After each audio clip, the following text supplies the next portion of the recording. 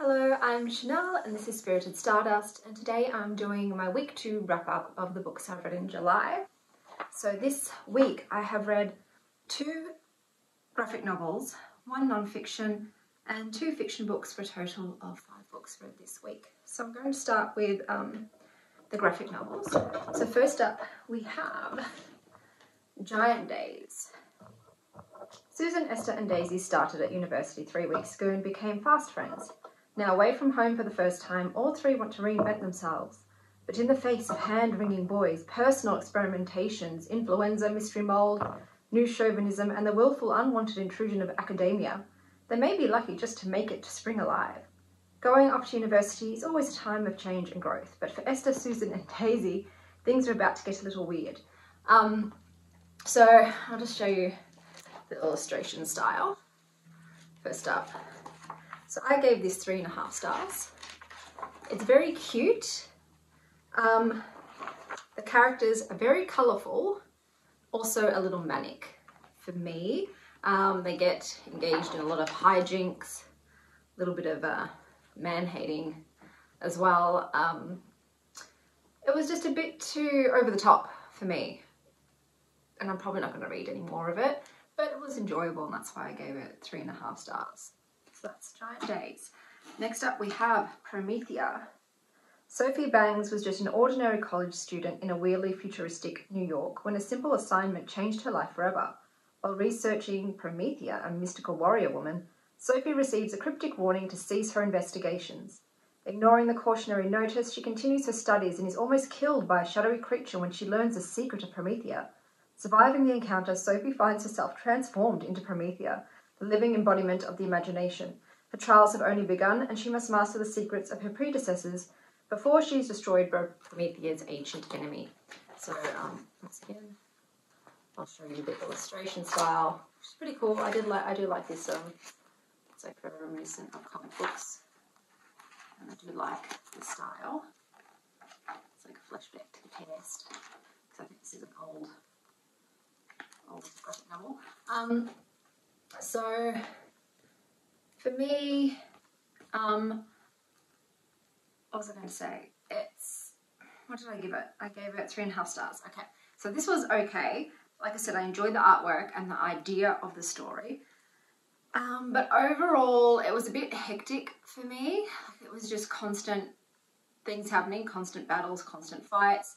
And it was a bit convoluted. Like the whole thing about Promethea is she's an idea, a story.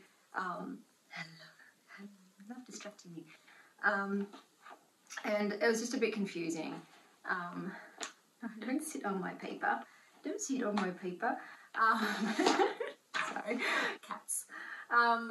It was okay. I wouldn't read it again. It was just a bit like too much action scenes and constant fighting and yeah, it was, like I said, it was okay, but I'm not really into it super duper. So that's the 2 graphic novels. Okay, the next I'm going to talk about the non-fiction book I read, which is The Happiness Code. At some point or other, many of us feel like we're missing something. We look at others and wonder, how is that person so content with their life? What do they have I don't? These questions are not uncommon and asked by thousands every day. In our hectic lifestyles, we have to spend most of our time focusing on external aspects. Finishing a work deadline, worrying about relationships, mortgage, or kids. It's no wonder we can't find time to sleep. There just seems no time for self-discovery in the stead of everything else. Happiness Code shows you how to unlock your inner happiness and shed the negative veil you have not only been viewing the world through, but yourself as well. A happy soul lives a happy life. So I liked this one. I gave it 3.5 stars. I'll just show you some of the inside. I found it really motivating. It restarted my thought patterns and mindsets. It's sort of like, it's one of those things you have to do constantly, otherwise you sort of just get into the monotony and you become lax with, your habits and your thought patterns and your perspective. And like I'm naturally, I don't want to say a pessimistic person, but I'm like not trusting, or I always look for the catch and be critical of myself, perfectionist, all that sort of thing. So I have to work really hard to not be those things, to be more positive, to have healthy habits, healthy mindsets, shift my perspective. So this was a really good thing. I was like, oh wait, yeah, I've been not doing that. I need to switch gears and get back into it. So this was a good pep talk for me to pick myself up on my bootstraps and stop being such a miser. So I like that one, the happiness code. 10 keys to being the best you can be. So it's easy to read too. It's really palatable. Next up, we're going to do the fiction. I feel like I'm going to sneeze again. Ow. Ow. I'll start with, don't want to sneeze again. Age of Swords by Michael J. Sullivan. So, still enjoying, what was I going to say? It's number 2 in the series. In Age of Myth, where we're still going on, Wraith the God Killer may have started the rebellion by killing a Frey, but long-standing enmity is dividing the runes, make it all but impossible to unite against a common foe. And even if the clans join forces, how will they defeat an enemy whose magical prowess renders them extinguishable from gods? The answer lies across the sea. So this had real, what did I give it? I'll say 4 stars. It's a really great installment in the series. This had real Lord of the Rings vibes to me. It really does feel like that. I loved that the girls all went off together. I'm gonna say straight up, I prefer all the female characters in this book, as opposed to that there's not many male characters I like in this one, unfortunately. Wraith he's such a stick in the mud. He's supposed to be the god killer, but in this one he's even more dull and more annoying, if that's possible. Nephron, whatever his name is, not liking him anymore. He's being a bit of just a cockhead. Malcolm's being a bit dodge. I don't know what, oh no, Bubby.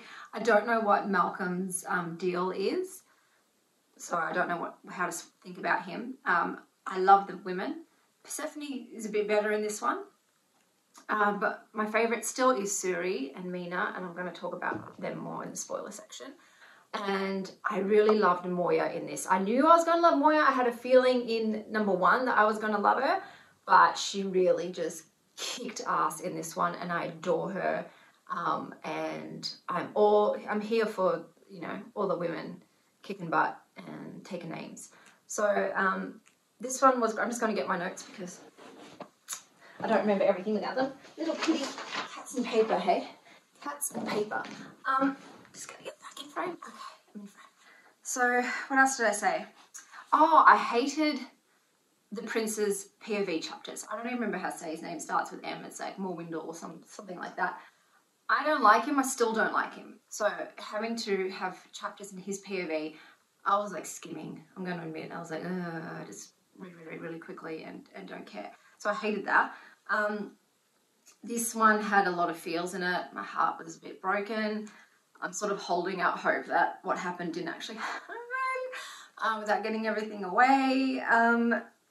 Yeah, I just still enjoyed it. There was a lot of new characters. Yeah, as soon as the dwarves came in to the picture, I'm like, oh, this is so Lord of the Rings.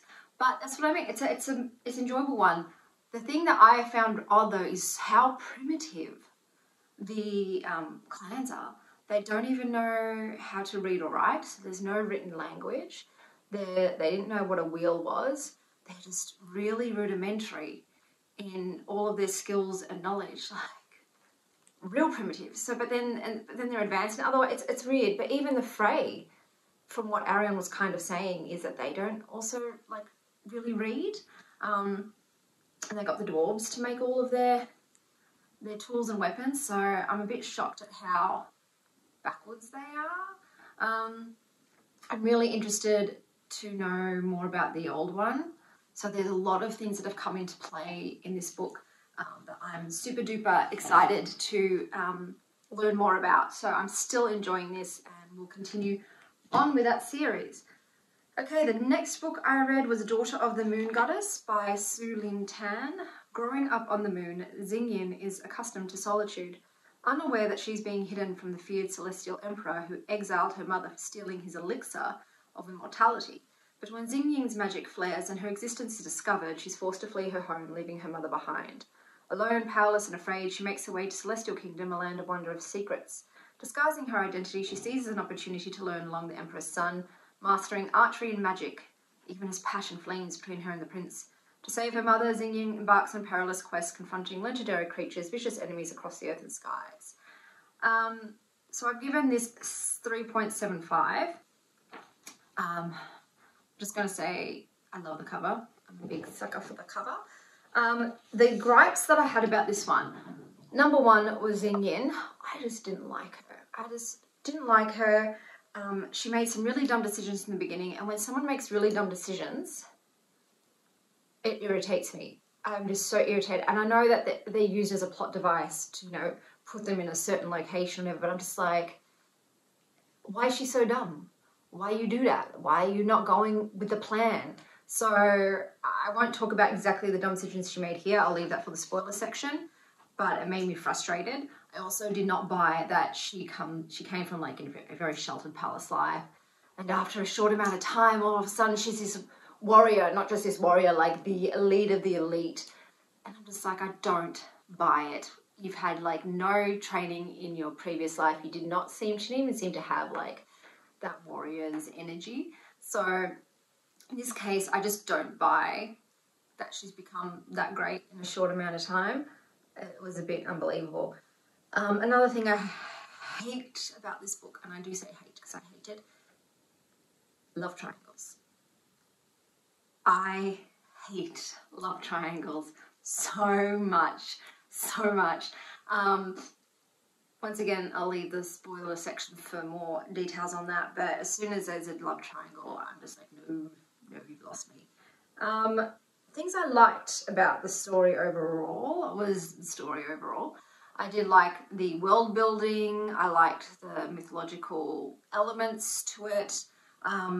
The characters were pretty good, although the main love interest, I don't know, like, they're not fleshed out. So everybody else besides Xingyin is not super fleshed out. Maybe her mum, but still I don't really know much about her mum. So it's mostly just really focused on Xingyin. And so because I didn't like her a lot, that's why I didn't give it a high rating. 3.75 is still decent. My favourite thing about the entire book was the dragons. So they are amazing. I am a sucker for a dragon, especially these dragons. They were awesome. More dragons, please. Dragons rule. So like I said, overall, I did like it. Will I read the next one? I don't know. I just don't care about what happens to Xingyin. So because that, probably not. I probably won't read the next one, even though I gave it 3.75. Just not interested enough to keep going in that world. I think that is everything. Oh, I was going to do a kids book. Let me go grab it. And we're back. Sorry, I'm so disorganized. Today for the kids corner, I'm looking at The Terrible Plot by Ursula Dubosarski, pictures by Andrew Joyner. Here is the story of The Terrible Plop, with a bear and a rabbit and a hop, hop, hop. But what is the plop and where does it hide? Open the book and look inside. So this is such an adorable story about a grumpy old bear and a little brave rabbit. It rhymes, so it's easy to read out loud. I'm going to zoom in so you can see with the illustrations. It's a mixture of illustrations and then like actual textures from the real world. So this looks like a teddy bear sort of fabric, and I adore that. I'm just going to see if there's any more examples of that. Like here, like the chocolate cake. Is it legit chocolate cake? And I just thought it's adorable. It's fun to read. I love the story. I don't want to spoil the story, so I won't show any more pages. So it's just great. It's a good story, and it's a good story that things are not always what they seem. Don't make assumptions. Investigate. Do your own research, and come to your own conclusions after that. But it is great. There's a mystery of what the plop is. You've got the grumpy bear and the brave rabbit, so it's a great dynamic and just really fun. And as you can see, my dog really enjoyed this book as well. But this is one that we've kept. I don't keep many picture books. I only keep the ones that we have read hundreds of times and that I think my grandchildren would enjoy. So this is a keeper. I adore this book and I highly recommend The Terrible Plop. That's a 5 out of 5. 5 out of 5 stars. So now we have finished the non-spoiler section. I'll leave you here if you don't wish to know more. Otherwise, join me for the next installment. Okay, so now we're going on to the spoiler section. I'm going to start with Daughters of the Moon Goddess. I'll start off with why I found her irritating and the dumb decisions she made. Okay, so her mum tells her, don't touch the shiny lantern lights, whatever, in the castle. I will say, mum effed up. Explain why she shouldn't touch them. Don't just say, don't do it. Explain the reason why. But why can't you ask your mum, if you're being that tempted to touch the lights, say, hey mums, I really want to touch them, so could you please tell me why I can't, so I understand and maybe can fight the impulsion? But no, both of them messed up in that respect. Bitch, you touched them, totally fucked everything. But then the mum's like, hey, listen, we've got family down in the mortal realms.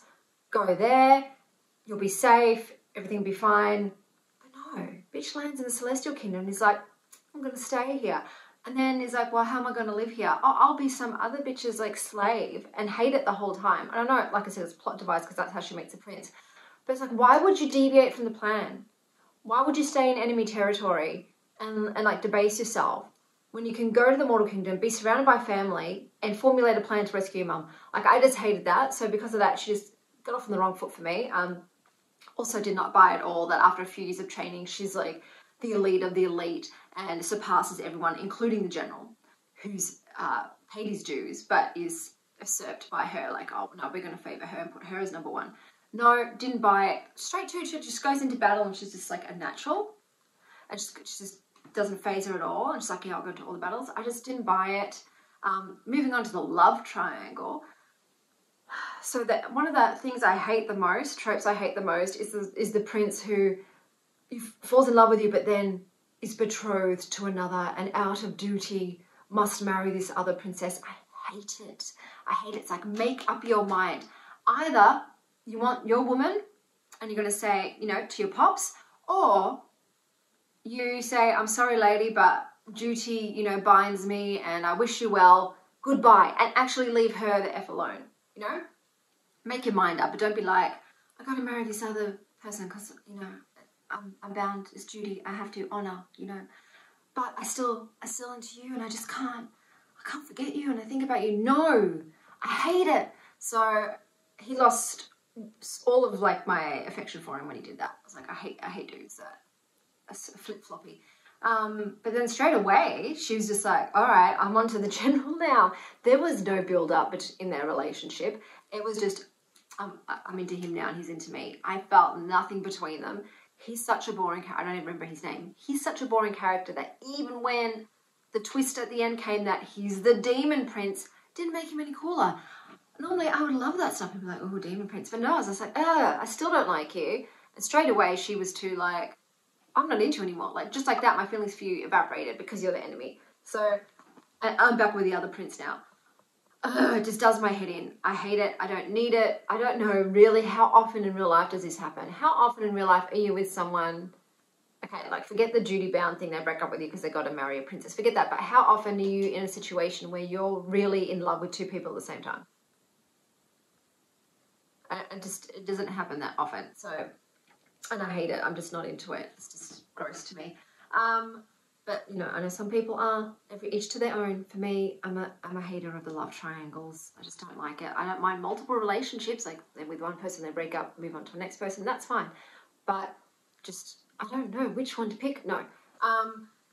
So that was another thing I didn't like. The only person, besides the dragons that I cared about was the mum. I would have liked to know more about her story, but she was barely mentioned at all. So like I said, oh, and the dad. How sucky is it that they just, oh, he's dead. I'm like, so we don't get to know about the human man who shot the phoenixes out of the sky and saved the world? Like, can we not learn more about him? He's dead. Oh, great. So yeah, that's my opinions on that. And then we've got Age of Swords by Michael J. Sullivan. So I'm so distracted by my cat today. So I'm going to start with, once again, I hate the Princess POV. I don't care about it. Please pick a better character to give a POV from. Wraith also just still sucks. Still sucks. And it's just like, Persephone at this point deserves better. I'm going to say it.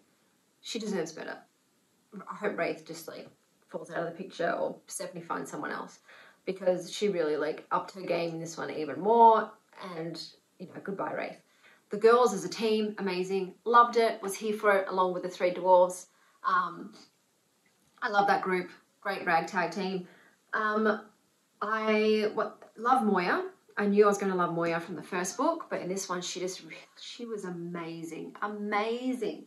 I'm so in awe of her fearlessness and her bravery. I love her little frisson with Tetchin. I think his name is, the other Frey. I love their dynamic. It's great. I love Bryn, the keeper of the records. I find it a bit weird. It must be magic. All of a sudden, she's able to decipher symbols as in language. She's the one that is first able to read.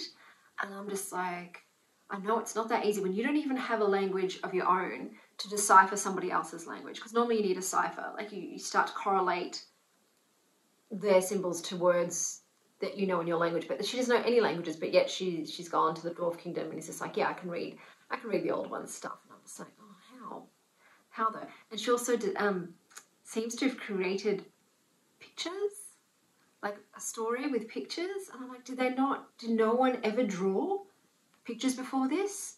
Like I said, they seem so primitive, too primitive for me. I'm like, if they're that capable of reasoning and logic and all of this other intelligence, how have they not discovered even just language and writing, like, so you know what's what, or drawing a picture of things and like explaining to someone? Look, so that was annoying, just how primitive he's made them. I think it's unnecessary. I don't like Rowan, I think that's her name, the inventor, because her mistakes have cost so many lives. And it's like, okay, people make mistakes, but she's made so many, and so many people have paid the price, like with her card of death and everything else, and Gifford, whatever his name is. It's too much, and I know she comes from severe trauma, but I just don't like her character. So I'm not really there for her. Suri and Mina, god damn you, I'm gonna tear up just. Oh, why? You probably know from the other reviews that I said I hope nothing happens to them, especially to Mina the wolf. And of course, she has to get killed. Not only does she get killed, Suri has to kill her. I'm like getting emotional about it. And then Suri had to kill, first she had to try and kill Arion, and she couldn't do that all the way. So then she's like, all right, Mina, it's got to be you. And then she transforms like the essence of Mina into the dragon, and then has to kill the bloody dragon. And it's just like, why is Suri paying the biggest price? Suri really doesn't even need to be a part of this. She could really have gone off into the woods with Mina and lived her life away from the fray, away from the runes, away from everybody, and lived a long, happy life together. And so that's what really kills me, is that she really doesn't need them. They need her, and she's paid the biggest price, and Mina has paid the price. I'm just praying that somehow Mina's like spirit comes back so that Suri's not alone. Like, it just really freaking upset me. And it's like with Gandalf, I'm hoping that Mina pulls a Gandalf and comes back as like Mina the White. So the series hasn't ended yet, so I'm trying not to get like too upset about it. But that is something that will ruin a series for me. As petty as that is. Like, you kill off my like most beloved animal, I ain't gonna forgive you. So we'll see how that goes. The old one seems really interesting and cool. Look, sometimes the magic about like the weaving and it gets a bit confusing and a bit muddled and a bit like too dense. So I don't really love that aspect, like with Arion and her like talking about the exact mechanisms of the magic. I'm like, I'm bored, bro. I don't need to learn this. I'm not Suri. But the old one sounds really intriguing, and I want to know more about the old one. They made the Frey seem like absolute useless pretty twats in this. Like, I thought the Frey were advanced, but I think all they are is just blessed with a bit more magic. But they seem just as dumb as the runes pretty much. The dwarves seem to have a bit more intelligence, but then it's like, oh, is that just because the old ones showed them how to, make metal and all that stuff, or did they have like that natural ability to create and invent? But of course they're greedy little fuckers. So yeah, and I was a bit annoyed too that Persephone allowed herself to get duped so many times. Once again, she's too trusting. She really needs to get rid of that naivety and that just complete trust in people that they're going to hold their word. She needs to start being a little bit more of a leader in terms of strategic and aware and alert, and like I said, not taking everyone at face value all the time. Of course she was going to be the leader of all the clans combined. We all knew that was going to happen. So I still don't know what Nifron's shtick is. Malcolm seems to be working his own angle. I'm like, Nifron and Persephone? Bit better than Wraith, to be honest, at this point. I would probably take Nifron over Wraith, but then Nifron's probably going to kill you after he's married you, let's be real. Arion is still really boring. They're really like they're literally handicapped her. She is, you know, obviously injured by that one donk on the head. So she's a bit useless. I know she's sort of become a mentor for Siri, but I really thought she was going to be a bit more powerful, you know, a bit more like an Arwen, but I'm not really feeling her at the moment. Like I said, I'm still interested to see how it goes, how it pans out. I'm just real cut about Mina. I'm real salty. So, yeah. I think that's everything I wanted to say. So, I hope you have an extraordinary day. And as always, stay wild, Star Child.